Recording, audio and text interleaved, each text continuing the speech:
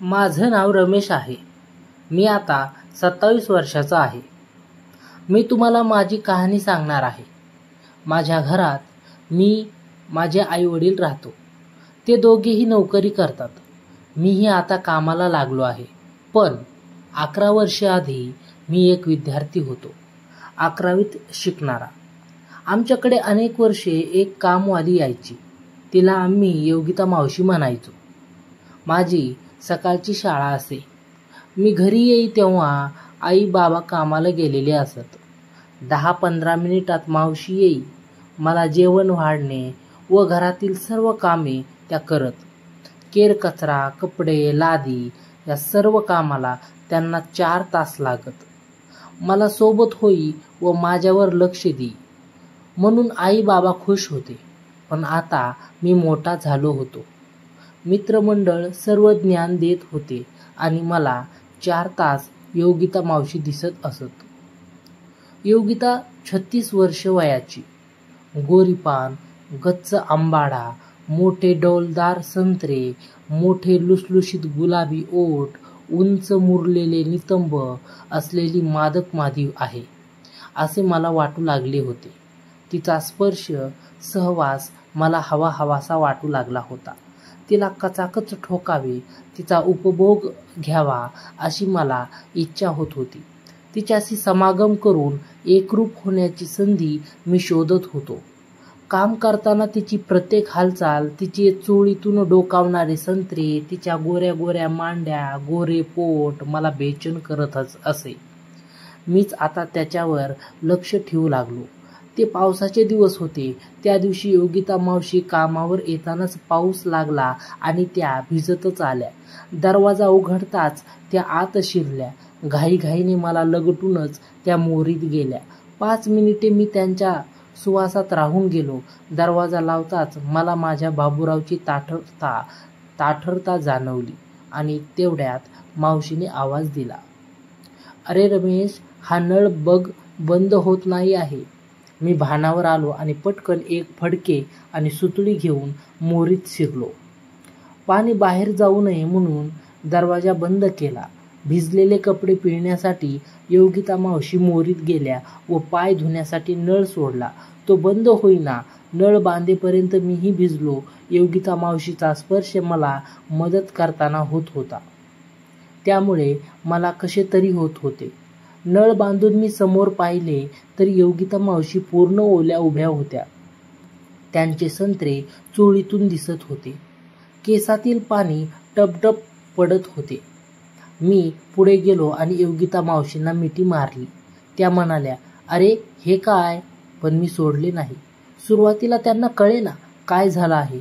जेव्हा माझा हात त्यांचे नितंब दाबू लागला तशा त्या मला बाजूला करू लागल्या. पण मी पेटलो होतो.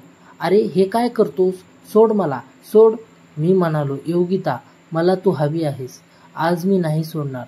"असं काय बोलतोयस? मला मावशी म्हणतोस आणि असं बोलतोस मला? तू गादीवर हवी आहेस. मी आज तुझ्यासोबत कार्यक्रम करणार आहे. तू काय पण कर." म्हणून मी तिच्या गालावर चुंबन घेऊ लागलो. योगिता मावशी तोंड फिरवू लागल्या आणि असं करताना त्यांचे ओठ माझ्या ओठावर घासू लागले. तो मऊ मुलायम स्पर्श मला गरम करू लागला. मी पटकन त्यांचे ओठ ओठांनी चोखू लागलो. मी त्यांना मागची भिंत आणि माझ्यामध्ये दाबून धरले. माझ्या छातीखाली तिचे संत्रे दाबले गेले. माझे दोन्ही हात तिचे नितंब कुरवाळत होते. तिला हलता येत नव्हते. खूप वेळ मनसोक्त चुंबन घेऊन मी संत्रे चोळले. माझे पूर्ण वजन तिच्या अंगावर टाकून मी म्हणालो, "योगिता मावशी, शांतपणे मला सुख द्या, म्हणजे तुम्ही घरी नीट जाल. नाहीतर बळजबरी करताना कपडे फाटले तर घरी कशा जाल? तुम्ही पण मजा घ्या आणि मलाही द्या. मी आज सोडणार नाही." "नको ना, माझ्यावर दया कर. मला जाऊ दे. तुझ्या एवढी मुलं आहेत माझी. एकदा करू द्या. नाही आवडलं तर मी परत मागणार नाही, कुठे सांगणार नाही. पण एकदा करू द्या. इच्छा माझी पुरी करा." "अरे माझं वय काय? तुझं वय काय? समागम करताना वय नसतं बघायचं. बाबूराव कसा आहे हे बघायचं असतं." असं म्हणत मी तिच्या कासोट्याला हात घातला आणि तो खेचून काढला. माझ्या मिठीत तिची ती थरथर मला गोड वाटली. ओल्या अंगामुळे तिला थंडी वाजू लागली. मी तिच्या सर्व अंगावर हात फिरवू लागलो. हात पुढे आणून मिऱ्या सोडल्या. तिचे लुगडे खाली पडले. छातीवर पदर राहिला. मी तिला लुगडे उचलता येऊ नये म्हणून त्यावर पाय ठेवून उभा राहिलो. माझा बाबूराव पूर्ण ताठरला होता. मी चड्डी काढून टाकली. अंगावरचा सदरा काढला. आता मी पूर्ण उघडा झालो. मावशीने डोळे मिटून घेतले. मी तिला मिठीत घेतले. माझा बाबूराव तिच्या केसाळ पुक्की भागाला चिटकला. तो स्पर्श मला उत्तेजित करत होता. मी तिच्या छातीवरील पदर काढला. तिची चोळी मधील संत्रे मला आकर्षक वाटले. ते मी तसेच दाबू लागलो. तिने मान मागे टाकली. मी चोळी काढून टाकताच ते 2 गोरे गोरे बाहेर पडले. एका हातात एक मावत नव्हता. त्यावर गुलाबी बोंडे होती आणि छान तरारलेली. मी थोडा मागे सरकून ते सौंदर्य निहाळू लागलो. मी म्हणालो, योगिता मावशी, हा माझा आयुष्यातील पहिला संभोग आहे. तर तू आता मावशी पण विसर आणि मला साथ दे. मला तू खूप आवडतेस. मी तुला बायकोसारखी ठेवीन. तिने डोळे उघडले आणि दोन्ही पाय फाकवले. तिच्या केसाळ तोंड असलेल्या पुक्कीत मला जायचे होते. माझा पहिला अनुभव होता. तिची पुक्की वाट बघत होती. उभ्या उभ्या मी तिला आवळीत होतो. माझे दोन्ही हात तिचे संत्रे चोळत होते. मी थोडा मागे झालो. योगिताला चुंबू लागलो. ती आता विरोध करत नव्हती, पण साथही देत नव्हती. मी खाली आलो आणि संत्र्याचा गोळा तोंडात घेऊन चोखू लागलो. बोंडे चोखू लागलो. एक एक गोळा माझ्या मुखात घेऊन मी ओल्या नागड्या अंगाने तिला झटू लागलो. मला मजा येत होती. मग मी तिच्या दोन्ही मांड्याच्या बाजूने खाली हात घातला आणि तिला थोडी वर केली. आता माझ्या बाबूरावची लाल गुलाबी फुगलेली सुपारी तिच्या पुक्कीद्वारावर आली. मी माझी कंबर मागे खेचून जोरदार झटका दिला. तसा माझ्या शेषनाचा तिच्या पुक्कीत प्रवेश झाला. आवाज करत योगिता मावशीने मला घट्ट मिठीत घेतले. मला आनंद झाला. मी जोराने धक्के देऊ लागलो. योगिता मावशीने मला घट्ट मिठीतच धरले होते आणि मी पूर्ण ताकदीने ठोकू लागलो. तिची पुक्की ओली होऊ लागली. आता खूप सहजपणे मी आत बाहेर होत होतो.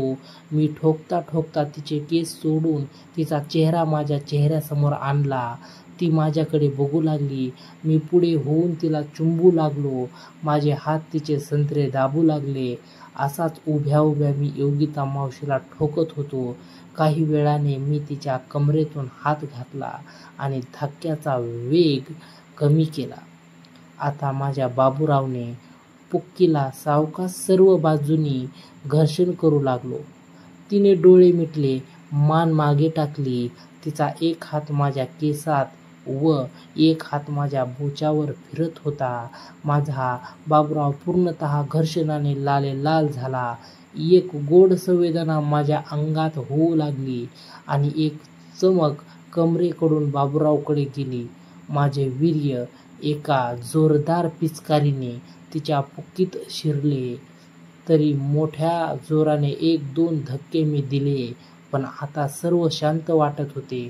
तसाच तिला घट्ट मिठीत घेऊन मी उभा होतो. आता ती मला बिलगली होती. मी तृप्त होतो, पण मन भरले नव्हते. परत मी चुंबन घेऊ लागलो. अशा प्रकारे माझ्या आणि माझ्या कामवालीचे संबंध सुरू झाले. आज गेली 11 वर्षे ती मला सुख देत आहे. तर मित्रांनो, कथा कशी वाटली हे कमेंट करून नक्की सांगा आणि अशाच नवनवीन कथा ऐकण्यासाठी चॅनल सबस्क्राईब करा. धन्यवाद.